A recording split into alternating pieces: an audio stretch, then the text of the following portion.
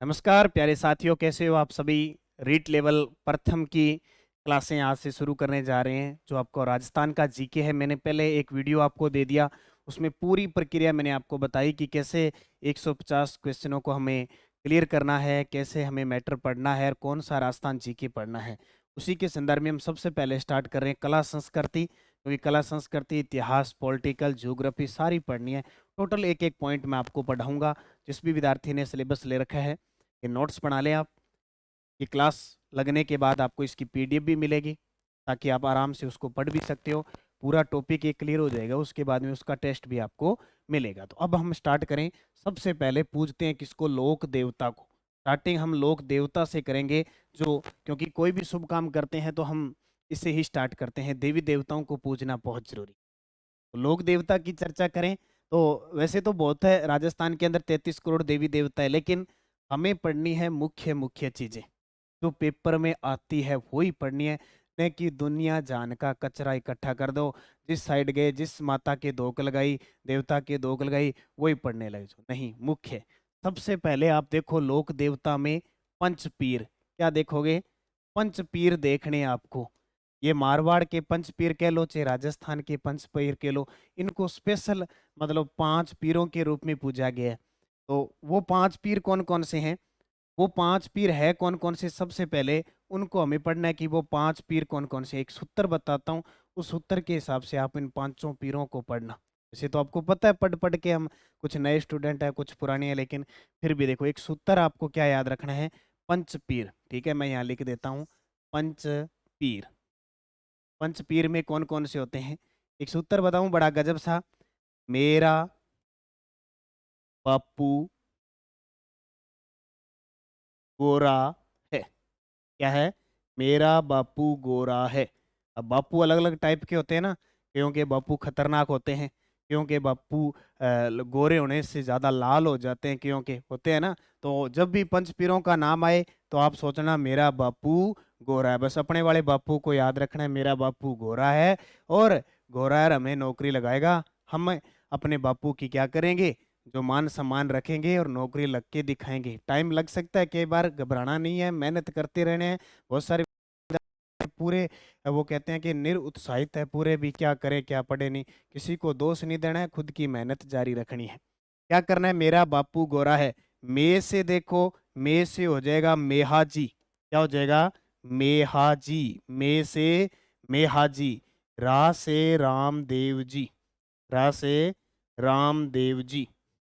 अब देखो, ये है बापू। क्योंकि बापू बड़े खतरनाक होते हैं ना, बड़े खतरनाक। उल्टे है एकदम, बिल्कुल कुछ भी नहीं कहता। कोई काम करना होता है तो ही पहले माँ से जाके कहना पड़ता है, फिर बापू जाके राजी होता है ना। तो इस बापू को कर दो पूरा पूरा उल्टा। पै आ जाएगा यहाँ, पै वाली मात्रा यहाँ आ जाएगी, आ बै आ जाएगा यहाँ पै पे, और ऊ की मात्रा पाबू जी। वैसे पाबू जी लोक देवता प्रसिद्ध थे, बापू का हो गया पाबू जी। गो से हो जाएगा गोगा जी। गो से क्या हो जाएगा? गोगा जी हो जाएगा। और रा से वापिस रामदेव जी हो जाएगा। है से हो जाएगा आपका हड़बू जी। ठीक है। ये 5 लोक देवता, इनके साथ हम तेजा जी और देव नारायण जी को, ये मुख्य ऐसे लोक देवता है जो परीक्षा में सिंपल सा प्रश्न पूछा जाता है। तो स्टार्ट कर दिया आज हमने लोक देवता। और किससे? पंचपीर से। मेरा बापू गोरा है, मेहा जी, रामदेव जी, पाबू जी, गोगा जी, हड़बू जी। आज हम पढ़ेंगे, शुरुआत करेंगे सबसे लोकप्रिय, सबसे ज्यादा पूजे जाने वाले रामदेव जी से हम चर्चा करेंगे। तो शुरुआत आज हम बाबा रामदेव जी से बात करेंगे। बाबा रामदेव जी। बाबा रामदेव जी। उतनी उतनी चीजें बढ़ाऊंगा जितनी काम की चीज है, बाकी नोट्स बनाओ तो आपकी मर्जी है, इसकी पीडीएफ डालते रहेंगे। सबसे पहले रामदेव जी की जब चर्चा हम करते हैं, तो रामदेव जी की चर्चा हम जब भी करेंगे तो पहला तो पॉइंट आ गया, पंच पीर में शामिल है। वैसे भी पीरों के पीर है, पंच पीरों में शामिल। इसमें पंच पीरों में शामिल है रामदेव जी। आपा का नहीं, आपो कीरो। ठीक है। बाबा रामदेव जी के बारे में बहुत सारी, जब तक सूरज चांद रहेगा बाबा थारो नाम रहेगो। ठीक है। बाबो कीरो, आपा रो, आपा कीरा, बाबेरा। यहाँ पढ़ना नहीं आपा, तो रामदेव जी ने उसी हिसाब से हमें रामदेव जी को पढ़ना। मैं थोड़ी सी दोनों ही मिक्स भाषा यूज करूंगा ताकि आपके काम के आए। पंच पीरों में शामिल है। जब भी रामदेव जी की बात आए तो रामदेव जी के बारे में हम पढ़ते हैं, रामदेव जी का जन्म कब हुआ था। जन्म, रामदेव जी का जन्म हुआ था भाद्रपद शुक्ल दूज को। भाद्रपद शुक्ल दूज को रामदेव जी का जन्म हुआ था। और शुक्ल दूज को हुआ था, हम इसको क्या कहते हैं कि बाबेरी बीज। क्या चीज है? बाबेरी बीज। ठीक है, बाबेरी बीज यानी रामदेव जी का जन्म दिहाड़ा आता है और इस दूज से स्टार्ट होता है। 11 तक, 10वीं 11 तक है। रामदेवरा के अंदर लोग पैदल यात्री जाते हैं, बड़ा खूब मेला लगता है। और इस भाद्रपद महीने में जब में जागरण होते हैं, गुणगान किया जाता है रामदेव जी का। तो बाबेरी बीज, भाद्रपद शुक्ल दूज। और ये इनका जन्म हुआ कहाँ पे था? तो इनका जन्म जो हुआ था वो कहाँ हुआ था? उड़कासमेर एक स्थान है, उड़कासमेर। उड़कासमेर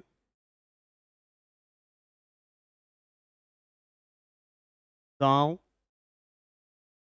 तहसील पूछे तो शिव तहसील, और जिला पूछे बाड़मेर। ठीक है, कोई भी पेपर में प्रश्न आ जाए, आप क्या बताओगे? उड़कासमेर गांव, तहसील शिव, और बाड़मेर जिले के अंदर रामदेव जी का जन्म हुआ। कब? भाद्रपद शुक्ल दूज को। आराम से मस्ती से एक एक चीज पढ़नी है। बाबेरी बीज इसे कहा जाता है। अब पूछे कि रामदेव जी के पिता का नाम क्या था? रामदेव जी के पिता का नाम क्या था? तो आप क्या बताओगे? अजमाल जी। अजमल घर अवतार की जय हो, पढ़ते हैं ना, अजमल घर अवतार की जी। तंवर वंशीय राजपूत थे। क्या थे? अपने पूछे तो अपने माता देख लेते हैं। इनकी माता थी मेणा दे, क्योंकि मेणा देरो लाल नेतलरा बरतार। ठीक है, माता मेणा दे। और इनकी पत्नी कौन थी? इनकी पत्नी थी नेतल दे। कौन थी? नेतल दे, या फिर हम इनको कह दें निहाल दे। नेतल दे या फिर निहाल दे इनकी क्या थी? पत्नी थी। पिता अजमाल जी, माता मेणा दे, पत्नी नेतल दे, निहाल दे। इनकी जाति पूछे, सीधा पूछे जाति, तो इनकी जाति थी राजपूत। क्या थी? राजपूत। और अगर गोत्र पूछे तो ये थे तंवर वंशीय। क्या थे? तंवर, तंवर वंशी थे ये। ठीक है, तंवर वंशी राजपूत थे। तो पिता अजमाल जी, माता मेणा दे, पत्नी नेतल दे, निहाल दे, जाति इनकी राजपूत, गोत्र क्या थी? तंवर वंशी थे ये। क्या थे? तंवर वंशी थे। इसके बाद देखो, और हम रामदेव जी के बारे में क्या पढ़ते हैं? हम पढ़ते हैं कि रामदेव जी का घोड़ा, रामदेव जी का घोड़ा कौन सा है? नीला घोड़ा। ठीक है, नीला घोड़ा। आजकल क्या है, आम भाषा में करते करते इसका नाम हो गया लीला। सीधा इसको क्या कहने लगे? नीला घोड़ा या लीला। लेकिन इस घोड़े की खासियत देखो, इस घोड़े का जो रंग था वो सफेद था। घोड़े का रंग कैसा था? सफेद था। ठीक है, घोड़ा, नीला घोड़ा, यानी आम भाषा में बदलते बदलते क्या कहने लगे? नीला कहने लगे। रंग इसका क्या था? सफेद था। इसका, इसके अलावा रामदेव जी की, ध्यान रखना, बहन थी। रामदेव जी की बहन कौन थी? एक तो बहन थी इनकी सुगना बाई। कौन थी? सुगना बाई। ये उनकी मुंह बोली बहन थी, सगी बहन थी, कह सकते हैं सुगना बाई। और एक इनकी बहन थी डाली बाई। कौन थी? डाली बाई। डाली बाई थी, ये इनकी धर्म बहन थी। धर्म बहन थी। ठीक है, डाली बाई धर्म बहन थी। और ये कौन सी जाति थी इनकी? मेघवाल जाति थी। तो आपको यहाँ से अंदाजा लग गया कि रामदेव जी ने छुआछूत मिटाने के लिए, अस्पृश्यता को और इनका घोर विरोध किया था, शुद्धि आंदोलन चलाए थे। और कहते हैं कि डाली बाई जब भी रामदेव जी के साथ रहती थी, हमेशा कोई भी नेक काम किया जाता था, छुआछूत का विरोध किया जाता था, और भी लोगों के लिए इधर उधर से खाना वगैरह लाते थे, इधर उधर से घूम फिर के इधर मारवाड़ क्षेत्र में। तो डाली बाई उनके साथ रहती थी।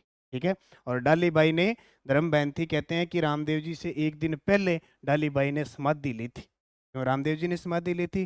तो डाली बाई ने समाधि ली थी, तो इनकी बहन। इसलिए तो डाली बाई जाति मेघवाल थी। मेघवाल जाति के भगत इनको ज्यादा पूजते हैं। और मेघवाल जाति के भक्तों को क्या कहा जाता है?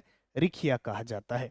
तो घोड़ा, नीला घोड़ा, लीला रंग सफेद, बहन इनकी सुगना बाई, एक तो मुँह यानी सगी बहन थी, और डाली बाई धर्म बहन थी, जाति मेघवाल जाति की।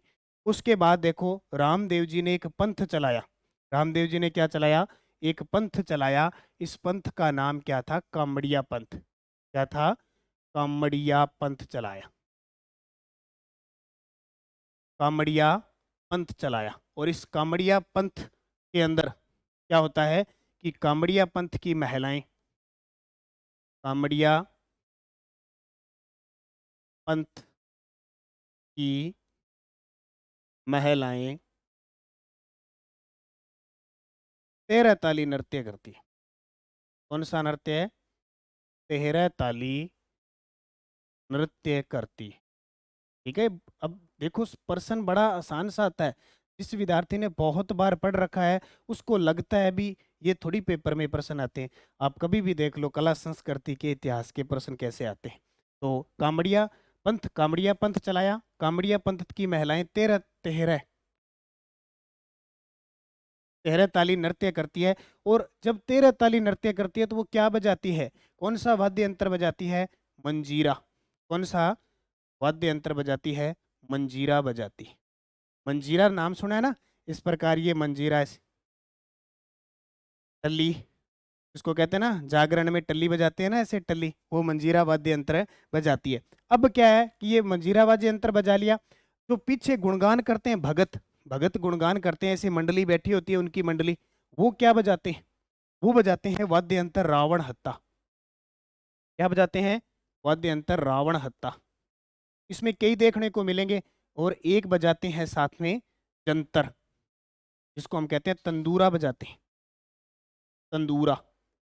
ठीक है। जम्मा लगाते हैं ना मेघवाल भगत, जम्मा, जम्मा जगह में रात्रि का जागरण होता है, उसमें वो तंदूरा ले रखते हैं, देखा है ना आपने? तो जो महिलाएं तेरह ताली नृत्य करेगी वो तो मंजीरा बजाएगी। जबकि जब जम्मा चलता है ना, स्पेशल जम्मा अकेला, तो वहां ये क्या करते हैं कि तंदूरा बजाते हैं, या उसको हम दूसरा रूप रावण हत्ता भी बजाते हैं। ठीक है। तो ये इनका वाद्य यंत्र हो गया।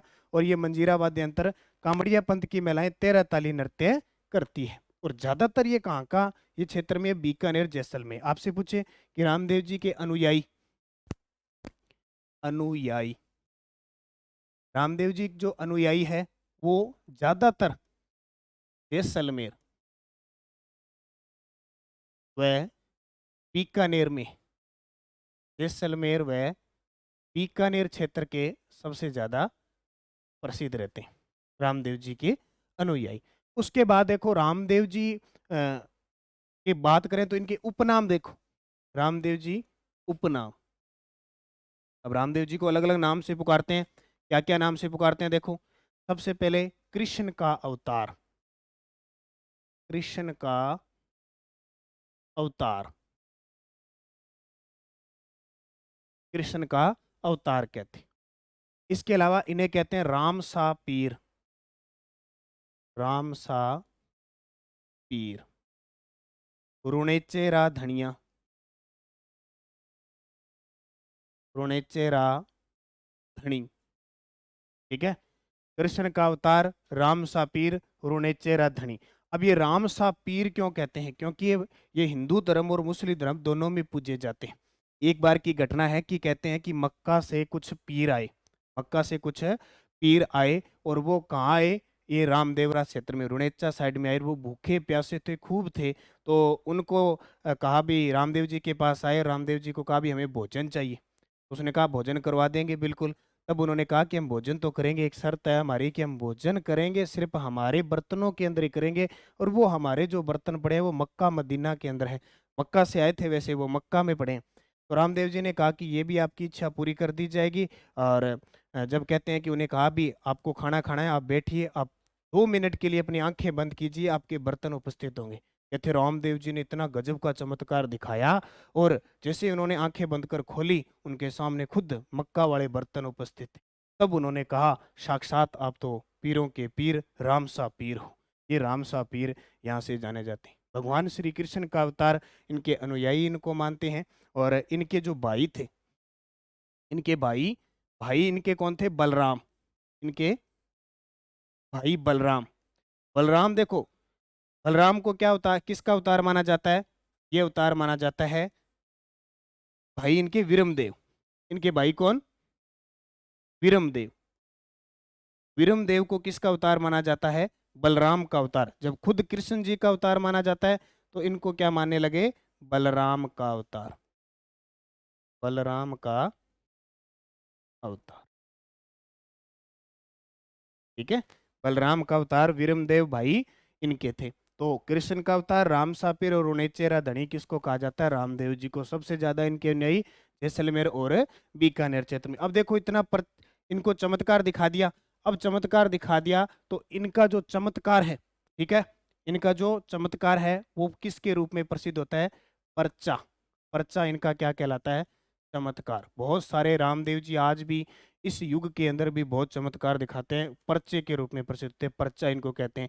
और जब भी जहां भी देख लेना इनका जो पद चिन्ह है, ठीक है, इनका जो पद चिन्ह है या प्रतीक चिन्ह कहते तो वो है पगल्या। ठीक है। और पीले पत्थर के रूप में ज्यादातर इनका पूजा जाता है। आपने देखा होगा गाड़ियों घरों के अंदर पेड़ वगैरह लगा देते हैं ना, चिन्ह लगा देते हैं, वो रामदेव जी के होते हैं, पद चिन्ह। और रामदेव जी को वैसे देखना घोड़े पर सवार होते हैं। कहीं भी देखना घोड़े पर सवार। घोड़े वाले बाबा भी कहते हैं, नहीं, घोड़े पर सवार क्या ले रखते हैं हाथ में? एक हाथ में भाला और दूसरे हाथ में माला। ठीक है। एक हाथ में माला और दूसरे हाथ में माला लिए हुए, ये इनका प्रतीक है। यानी सांप्रदायिक सद्भाव का सबसे बड़ा मेला लगता है राजस्थान के अंदर। अब बात आती है कि इनका जन्म उड़कासमेर के अंदर हुआ तो इन्होंने समाधि कहाँ ली? समाधि इन्होंने समाधि ली थी रुणेचा के अंदर। रुणेचा। ठीक है। अब वर्तमान में स्पेशल और स्पेशल उसका नाम हो गया है रामदेवरा। और रामदेवरा जैसलमेर के अंदर इन्होंने समाधि ली थी। जैसलमेर के अंदर इन्होंने क्या ली थी? समाधि ली थी। इसलिए भाद्रपद महीने में इनका मेला लगता है। भाद्रपद शुक्ल दूज से, शुक्ल दूज से एकादशी तक मेला लगता है। एकादशी तक मेला करता है। ठीक है। ये ध्यान रखना। दूज को जन्म और एकादशी को इन्होंने क्या है? दसवीं एकादशी को इन्होंने समाधि ली थी। उन्होंने रामदेव देवरा जैसलमेर के अंदर, इसलिए यहाँ मेला भरता है। उसके बाद देखो रामदेव जी एक स्थान प्रसिद्ध है सातलमेर। सातलमेर पोकरण क्यों चर्चा में है? सातलमेर पोकरण प्रसिद्ध है, परमाणु परीक्षण हुआ था वो प्रसिद्ध है। और सातलमेर पोकरण में भैरव राक्षस को मारा था। किसको? भैरव राक्षस को मारा। भैरव राक्षस को मारा था। अब आपने देखा होगा कि ये जो सातलमेर पोकरण है ये मल्लीनाथ जी से लिया था। मल्लीनाथ जी से लिया, क्योंकि इस क्षेत्र में अकाल वगैरह पड़ते थे तो मल्लीनाथ जी ने रामदेव जी को दे दिया। मल्लीनाथ जी ने क्या दे दिया? रामदेव जी को दे दिया। क्यों? क्योंकि यहाँ ये भैरव नामक राक्षस था, ये लोगों को बहुत तंग कर रहा था, आते जाते को सबको तंग कर रहा था। तो रामदेव जी ने ये एक पर्चा दिखाया, कौन सा? भैरव राक्षस को मारा था और अपनी शक्ति को दिखाया था रामदेव जी ने। आज भी हम रामदेवरा जाते हैं, जब पोखरण जाते हैं ना, तो वो है। तो यहाँ आपसे पूछे कि समकालीन कौन थे रामदेव जी के? समकालीन, समकालीन देखो मल्लीनाथ जी। मल्लीनाथ जी कुंडा पंथ चलाए थे ना मारवाड़ के। और हड़बू जी, हड़बू जी, हड़बू जी कौन थे? हड़बू जी इनके मौसेरे भाई थे। मौसेरे भाई। हड़बू जी इनके मौसेरे भाई थे। हड़बू जी पंचपीरों में आते हैं। और गुरु कौन थे रामदेव जी के? तो गुरु बालीनाथ जी। हड़बू जी के भी बालीनाथ जी थे, तो इनके भी बालीनाथ जी थे। ठीक है। ये रामदेव जी के बारे में चर्चा ध्यान रखनी है। सातलमेर पोकरण भैरव राक्षस को मारा। मल्लीनाथ जी से इन्होंने ये सातलमेर पोकरण लिया था। और मल्ली समकालीन इनके कौन? मल्लीनाथ जी, हड़बू जी। हड़बू जी मौसेरे भाई थे और गुरु बालीनाथ जी थे। उसके बाद में बात करें, रामदेव जी एक प्रसिद्ध कवि थे। क्या थे? एकमात्र लोक देवता, एकमात्र लोक देवता जो कवि भी थे, कवि भी थे, कवि भी थे रामदेव जी एकमात्र। और इनका एक ग्रंथ है, ग्रंथ का नाम क्या है? 24 वाणियां। क्या नाम है? उस ग्रंथ का नाम है 24 वाणियां। 24 वाणियां उस ग्रंथ का नाम है। तो रामदेव जी एकमात्र ऐसे लोक देवता थे जो क्या थे? कवि भी थे। उन्होंने कौन सा ग्रंथ लिखा? 24 वाणी ग्रंथ लिखा था। और सबसे लोकप्रिय लोक देवता के रूप में पूजे जाते हैं। सबसे लोकप्रिय लोक देवता के रूप में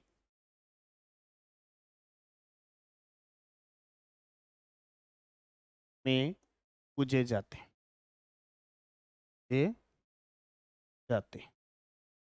सबसे लोकप्रिय लोक देवता के रूप में पूजे जाते हैं। 24 वाणियां ग्रंथ लिखा था, एकमात्र लोक देवता जो क्या थे? कवि भी थे। कौन? रामदेव जी। इन्हें अर्जुन के वंशज भी माना गया है। इन्हें अर्जुन के वंशज माना गया है। इन्हें क्या माना गया है? अर्जुन के वंशज माना गया है। ठीक है। इसके बाद देखो रामदेव जी, रामदेव जी के भगत, रामदेव जी के मेघवाल जाति के भगत, मेघवाल जाति के भगत क्या कहलाते हैं? रिखिया कहलाते हैं। इन्हें क्या कहते हैं? रिखिया। यानी मेघवाल जाति के अनुयायी ज्यादा होते हैं क्योंकि डाली बाई को इन्होंने धर्म बैन बनाया था। तो रिखिया इनके जो भगत होते हैं उनको क्या कहते हैं? और जो पैदल जाते हैं, पैदल यात्री को क्या कहते हैं? पैदल यात्री, पैदल यात्री को कहा जाता है जात्रु। क्या कहा जाता है? जात्रु। पैदल जाते हैं ना, अलग अलग आपके देखो उत्तर प्रदेश, हरियाणा, पंजाब, गुजरात, यहाँ से लोग पैदल आते हैं रामदेवरा। पूरे भाद्रपद महीने के अंदर शुक्ल पक्ष के अंदर पूरा इनका जत्था लगा रहता है। लखी मेला लगता है रामदेव जी का, कितना विशाल मेला लगता है। पैदल यात्री जात्रु। इनका जागरण जिसको कहते हैं वो होता है जम्मा। ठीक है, स्पेशल जम्मा लगाते हैं, लगाया होगा आपने। क्या होता है? जम्मा। वहां ये क्या बजाते हैं? जम्मे के अंदर तंदूरा वाद्य यंत्र बजाया जाता है, तंदूरा वाद्य यंत्र, तंदूरे वाद्य यंत्र का प्रयोग किया जाता है रामदेव जी का। ठीक है। माता मैणा देरो लाल ने तलरो भरतार, पिता जमाल जी गए घरे अंगो जन्म होयो। ठीक है, किंगो रामदेव जी को। तो रामदेव जी के जम्मो जागरण लागे, पैदल यात्री जातरू हुए और मेघवाल जाति का जिका भक्त हुए बन के कह रिखियक है। कौन? रामदेव जी। रामदेव जी। इसके अलावा जागरण और जो इनका प्रतीक चिन्ह है वो पगलिया हो गया। इसके अलावा देखो रामदेव जी की और कहानी। रामदेव जी छोटा रामदेवरा, आपसे पूछे छोटा रामदेवरा, छोटा रामदेवरा प्रसिद्ध कहाँ का है? जूनागढ़ का, जूनागढ़ गुजरात का, जूनागढ़ गुजरात। अन्य मंदिर देखो रामदेव जी के, प्रश्न यहां से भी आ सकता है। रामदेव जी के अन्य मंदिर, अन्य मंदिर, अन्य मंदिर के अंदर एक तो आता है आपका मसूरिया पहाड़ी, जोधपुर, मसूरिया पहाड़ी जोधपुर में मंदिर है। एक इनका बुराटिया अजमेर में है, किराटिया, किराटिया, किराटिया अजमेर में है। ठीक है। इसके अलावा एक और छोटे जो मंदिरों के अंदर अगर हम पढ़ते हैं, इनके खूब सारे मंदिर है क्योंकि रामदेव जी की जगह जगह सुरता खेड़ा,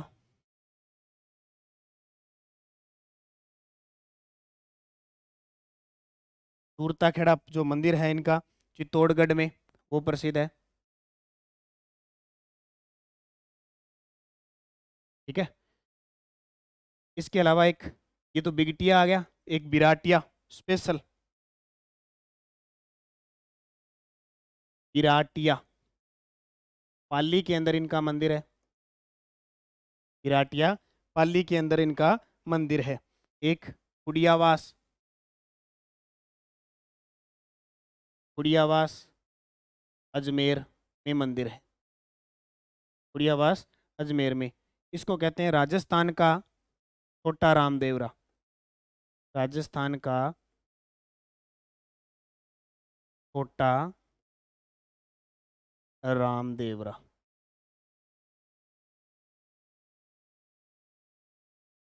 ठीक है, रामदेवरा जूनागढ़, छोटा रामदेवरा जूनागढ़ गुजरात के अंदर है। और अन्य मंदिर मसूरिया पहाड़ी जोधपुर, बिगटिया अजमेर, सुरताखेड़ा चित्तौड़ और बिराटिया पाली खुंडियावास अजमेर के अंदर मुख्य इनके क्या है, मंदिर है। जब बात आए हरजी भाटी कौन थे, हरजी भाटी, तो हरजी भाटी, हरजी भाटी इनके सहयोगी थे। हरजी भाटी इनके क्या थे, सहयोगी थे। रामदेव जी, रामदेव जी के जो गुरु थे वो कौन थे, बालीनाथ जी थे। तो मुख्य मुख्य अपने ये चीजें पढ़नी है। जो रामदेवरा है, रामदेवरा का मंदिर आधुनिक निर्माण,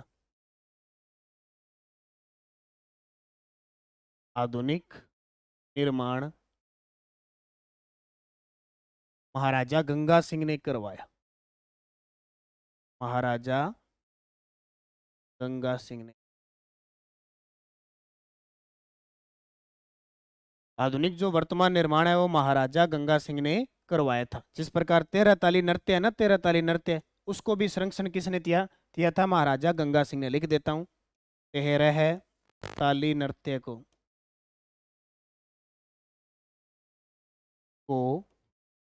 संरक्षण दिया। किसने, महाराजा गंगा सिंह ने संरक्षण दिया। ठीक है, तो ये मोटी मोटी बात किसकी होगी, रामदेव जी की। टोटल हमें रामदेव जी के बारे में ये पढ़ना है, टोटल जितने भी हैं। और रामदेव जी की जो ध्वजा है, ठीक है, वो है नेजा। ठीक है, नेजा सफेद रंग की, रंग कौन सा, सफेद रंग। बाकी गांव गांव ढाणी ढाणी रामदेव जी का मंदिर है। ठीक है, तो बहुत सारा मंदिर रामदेव जी के हैं। ठीक है, तो ये रामदेव जी पढ़ लिया। अब एक बार थोड़ा सा इसको रिवाइज कर लेते हैं। आज शुरुआत हमने रामदेव जी से की है। सबसे पहले लोक देवता हमने पढ़े। लोक देवताओं पंचपीर मेरा बापू गोरा है, मेहा जी, रामदेव जी, पाबू जी, गोगा जी, हड़बू जी। बाबा रामदेव जी के बारे में हमने स्टार्ट की थी, पंच पीरों में शामिल है। जन्म इनका भाद्रपद शुक्ल दूज जिकन बाबेरी बीज का आपा। और उड़कासमेर गांव शिव तहसील और बाड़मेर में इनका क्या हुआ था, जन्म हुआ था। हमने पढ़ा माता पिता जमाल जी तंवरवंशीय राजपूत, माता मेणादे और पत्नी नेतल दे, पत्नी नेतल दे निहाल दे, जाति इनकी राजपूत और गोत्र तंवरवंशीय। फिर घोड़ा इनका बड़ा नीला घोड़ा, या आजकल शॉर्टकट में लीला कहने लगे, रंग इस घोड़े का है सफेद। और बहन इनकी सुगना बाई जो इनकी खुद की बहन थी, और डाली बाई जो इनकी धर्म बहन थी। क्या थी, धर्म बहन। जाति मेघवाल जाति की थी। मेघवाल जाति के भक्तों को क्या कहा जाता है, रिखिया। पंथ इन्होंने कामड़िया पंथ चलाया था। सांप्रदायिक पंथ की जो कामड़िया पंथ की महिलाएं हैं वो तेहरा तेहरा ताली नृत्य करती है। और कौन सा वाद्य यंत्र बजाती है, मंजीरा वाद्य यंत्र। और जो भगत गुणगान करते हैं, जम्मा जागरण करते हैं, वहां ये रावण हत्ता और क्या बजाते हैं, तंदूरा बजाते हैं। अनुयायी इनके जैसलमेर और बीकानेर में ज्यादा है, वैसे पूरे राजस्थान के लोकप्रिय है लेकिन फिर भी। उपनाम इनके कृष्ण का अवतार, राम सा पीर, रोणेचे राधानी, पीरों रे पीर कहते हैं। पीरों, पीरों रा पीर, पीरा रा पीर भी इन्हें कहा जाता है। भाई इनके वीरमदेव, बलराम के अवतार। पर्चा चमत्कार, इनके जो चमत्कार होते हैं वो पर्चा कहलाते हैं। इनका पद चिन्ह पगलिया, पगलिया। घोड़े पर सवार इनकी मूर्ति होती है, जब भी प्रतिमा होती है हम देखते हैं इनकी प्रतिमा, घोड़े पर सवार, माला लिए हाथ में और माला लिए हाथ में अश्वारोही के। समाधि इनकी रुणेचा रामदेवरा जैसलमेर के अंदर है, जहाँ लक्खी मेला लगता है। क्या लगता है, लक्खी मेला आयोजित होता है। और एक और बात बता देता हूँ मैं आपको बड़ी शानदार, कि रामदेव जी के अभी यहाँ मंदिर जो है उसने ऑनलाइन डाक के माध्यम से प्रसाद भेजना भी शुरू कर दिया है। समाधि रुणेचा रामदेवरा जैसलमेर में, जहाँ राम सरोवर पाल का निर्माण, झील का निर्माण करवाया। भाद्रपद शुक्ल दूध से एकादशी तक मेला भरता है। सातलमेर पोखरण जो भैरव राक्षस को मारा था, मल्लीनाथ जी से लिया था इन्होंने और बाद में वहाँ इस आतंक को खत्म किया था। समकालीन इनके मल्लीनाथ जी हड़बू जी थे। हड़बू जी इनके मौसेरे भाई थे और गुरु बालीनाथ जी थे। एकमात्र लोक देवता जो कवि भी थे। ग्रंथ इनका 24 बाणियां है, ठीक है। लंबा गीत भी इनका है और सबसे लोकप्रिय लोक देवता के रूप में यहाँ लिख देते हो सबसे लंबा गीत। लोक देवताओं में सबसे लंबा गीत पूछे वो भी किसका? रामदेव जी का, ठीक है। इतनी चीजें आपको पढ़नी। सबसे लोकप्रिय लोक देवता के रूप में पूछते हैं, इन्हें अर्जुन के वंशज माना जाता है। रामदेव जी के मेघवाल जाति के जो भगत है उन्हें रिख्या कहा जाता है। पैदल यात्री इनके जातरू कहलाते हैं। जागरण इनका जमा तंदूरा वाद्य यंत्र का उसमें क्या करते हैं? प्रयोग करते हैं। छोटा रामदेवरा जूनागढ़ गुजरात को कहते हैं। अन्य मंदिर में मसूरिया पहाड़ी जोधपुर, पिराटिया बिगटिया बिगटिया अजमेर, सुरताखेड़ा चित्तौड़गढ़, पिराटिया पाली, खुंडियावास अजमेर जिसे राजस्थान का छोटा रामदेवरा कहते हैं। हरजी भाटी इनके क्या थे? सहयोगी थे। रामदेव मंदिर का आधुनिक निर्माण महाराजा गंगा सिंह ने करवाया था, जिन्होंने 13 ताली नृत्य को क्या दिया था? संरक्षण। और ध्वजा इनकी है नेजा या सफेद रंग। और इनके बारे में जब भी रामदेव जी के बारे में आता है तो आपको ये ध्यान रखनी है कि ये ऐसे लोक देवता थे जो प्रॉपर रूप से सीधे गायों की रक्षा करते हुए नहीं मारे गए थे, ठीक है। इसके बारे में हमने पूरी चर्चा की। तो आज हमने रामदेव जी को पढ़ा। कल पंचपीरों में हम एक या दो लोक देवता गोगा जी है, बाबू जी है, उनके बारे में हम चर्चा करेंगे। रीट लेवल फर्स्ट की, तो रीट लेवल फर्स्ट की मुख्य परीक्षा और पात्रता के लिए नानक क्लासेज ऐप पे आपके लिए शुरू हो रही है। पूरे कोर्स पर आधारित, पूरे संपूर्ण सिलेबस पर आधारित मात्र 999 रुपये में आपको कोर्स मिलेगा, जो आपके 150 क्वेश्चन 300 अंकों के आने वाले हैं।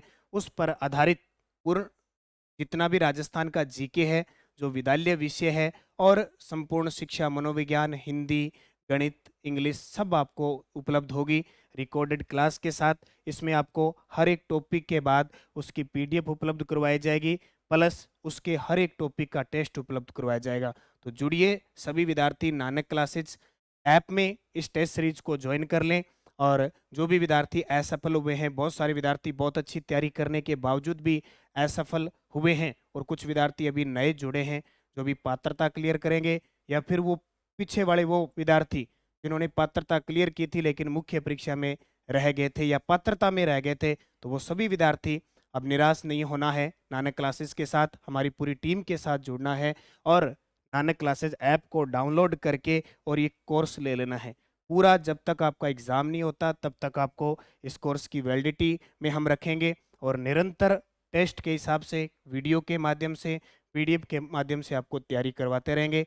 समय अभी आपके पास बहुत है। सीरीज अब से शुरू हो चुकी है, क्लासें शुरू हो चुकी है, और अभी 2024 के अंदर ये निश्चित है कि रीट भर्ती आएगी, पात्रता भी आएगी और मुख्य परीक्षा आएगी। तो मुख्य परीक्षा से पहले आप अगर तैयारी करोगे तो निश्चित आप अध्यापक बनोगे, और अध्यापक बनने का सपना पूरा करना है तो जुड़ना पड़ेगा आपको किसी एक ऑनलाइन प्लेटफॉर्म पर घर बैठे। और इसके लिए नानक क्लासेज स्पेशल आपके लिए लेके आया है मात्र 999 रुपये की ये पूरी रिकॉर्डेड क्लास। धन्यवाद।